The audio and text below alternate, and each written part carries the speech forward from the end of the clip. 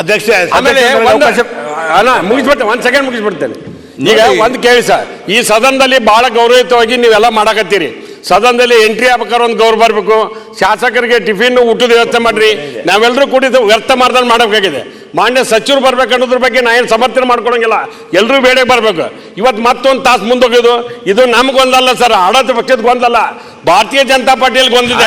ಅಶೋಕ್ ಸಾಹೇಬ್ರ ಯತ್ನಾಳ್ ಸಾಹೇಬ್ರ ಸಲ್ಸಂಗಿಲ್ಲ. ಯತ್ನಾಳ್ ಸಾಹೇಬ್ರನ್ನ ಸಮಯ ವ್ಯರ್ಥ ಹೋಗ್ಬಾರ್ದು.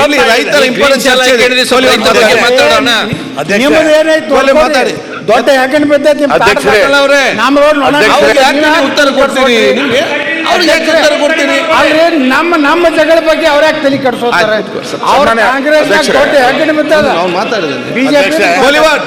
ಅಧ್ಯಕ್ಷ ಬರೀ ಮಾಲ್ಗೊಂಡಿ ನೀವು ನೆಕ್ಸ್ಟ್ ಮಾತಾಡಿ, ಕೋಹ್ಲಿ ಅವ್ರು ಮಾತಾಡ್ತಾರೆ. ಅಧ್ಯಕ್ಷ ಆಮೇಲೆ ಮುಗಿಸ್ಬಿಡ್ತೇನೆ, 1 ಸೆಕೆಂಡ್ ಮುಗಿಸ್ಬಿಡ್ತೇನೆ.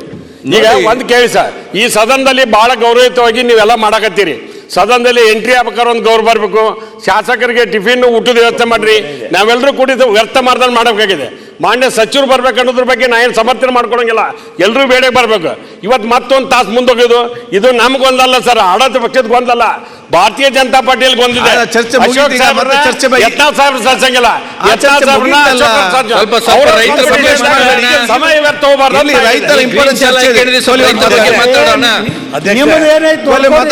ದೊಡ್ಡ ಯಾಕಂದ್ರೆ ಬಿದ್ದೈತಿ